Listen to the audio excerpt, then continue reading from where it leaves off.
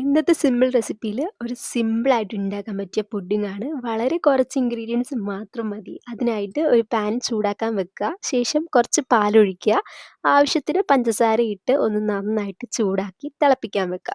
അത് തിളച്ച് വരുന്ന സമയം കൊണ്ട് നമുക്ക് അല്പം കുറച്ച് തണുത്ത പാൽ ഒരു ബൗളിലോട്ട് മാറ്റിയെടുത്തിട്ട് ലേശം കസ്റ്റർഡ് പൗഡർ ഇട്ട് ഒന്ന് കട്ടയില്ലാതെ നന്നായിട്ട് ഇളക്കി വയ്ക്കുക. പാല് തിളച്ചതിന് ശേഷം ലോ ഫ്ലെയിമിലിട്ട് കുറേശ്ശെ കുറേശ്ശെ നമ്മൾ ഉണ്ടാക്കി വെച്ച മിക്സ് അതിലോട്ട് ആഡ് ചെയ്ത് ഒന്ന് കുറുക്കിയെടുക്കാം. ശേഷം നമുക്ക് ബ്രെഡാണ് വേണ്ടത്. ബ്രെഡിൻ്റെ സൈഡ് ഇതേപോലെ ഒന്ന് കട്ട് ചെയ്ത് സ്ക്വയർ ഷേപ്പിലാക്കി എടുക്കുക. നമ്മൾ കട്ട് ചെയ്ത് വെച്ച ഭാഗം ഒരു മിക്സിയുടെ ജാറിലോട്ടിട്ട് ഒന്ന് നന്നായിട്ട് പൊടിച്ചെടുക്കുക. ശേഷം ഇതേപോലെ ഒരു ട്രേ എടുക്കുക. നമ്മൾ കട്ട് ചെയ്ത് വെച്ച ബ്രെഡ് അതിലോട്ട് ഇട്ട് കൊടുക്കാവുന്നതാണ്. നിങ്ങൾക്ക് ഇഷ്ടമുള്ള ഷേപ്പിലൊക്കെ ആ ട്രേ ഒന്ന് ഫില്ലാവുന്ന രീതിയിൽ ബ്രെഡ് ഒന്ന് വെച്ച് കൊടുക്കുക. ശേഷം കുറച്ച് തണുത്ത പാലൊന്ന് ചുറ്റിനൊഴിച്ച് കൊടുക്കുക. നമ്മൾ നേരത്തെ ഉണ്ടാക്കി വെച്ച കസ്റ്റേർഡ് പൊടിയുടെ മിക്സ് അതിലോട്ട് ചേർക്കാവുന്നതാണ്. ബ്രെഡിൻ്റെ എല്ലാ ഭാഗത്തോട്ടും സ്പ്രെഡ് ചെയ്ത് നന്നായിട്ട് കൊടുത്തതിന് ശേഷം അല്പം മിൽക്ക് മെയ്ഡ് ഉണ്ടെങ്കിൽ നമുക്ക് ചേർക്കാവുന്നതാണ്. മിൽക്ക് മെയ്ഡ് തികച്ചും ഓപ്ഷണലാണ്. വേണമെങ്കിൽ മാത്രം ചേർത്താൽ മതി. മധുരം ഇഷ്ടമുള്ളവർക്കൊക്കെ മിൽക്ക് മെയ്ഡ് ചേർക്കാം കേട്ടോ.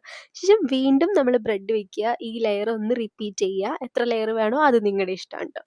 ഏറ്റവും അവസാനമായിട്ട് നമ്മൾ പൊടിച്ച് വെച്ച ആ പൊടി ഉണ്ടല്ലോ, ബ്രെഡ് ക്രംസ് എടുത്ത് ലാസ്റ്റായിട്ടൊന്ന് ഗാർണിഷ് ചെയ്യാൻ വേണ്ടി ഒന്ന് തൂകി എടുത്ത് കഴിഞ്ഞിട്ടുണ്ടെങ്കിൽ നമ്മുടെ പുഡിംഗ് ഇവിടെ റെഡിയാണ്. നിങ്ങൾക്ക് ഇഷ്ടമുണ്ടെങ്കിൽ ഡ്രൈ ഫ്രൂട്ട്സോ നട്ട്സോ അതിൽ ആഡ് ചെയ്ത് കൊടുക്കാം. ഇതൊന്ന് ഫ്രീസറിൽ ഒരു 20 മിനിറ്റോ 30 മിനിറ്റോ ഒന്ന് ഫ്രീസ് ചെയ്യാൻ വെക്കുക. ശേഷം നമുക്കിത് സെർവ് ചെയ്യാവുന്നതാണ്. എല്ലാവരും ട്രൈ ചെയ്ത് നോക്കുക. മധുരമൊക്കെ ഇഷ്ടമുള്ളവർക്ക് എന്തായാലും ഇഷ്ടപ്പെടും. ട്രൈ ചെയ്ത് ഫീഡ്ബാക്ക് അറിയിക്കുക.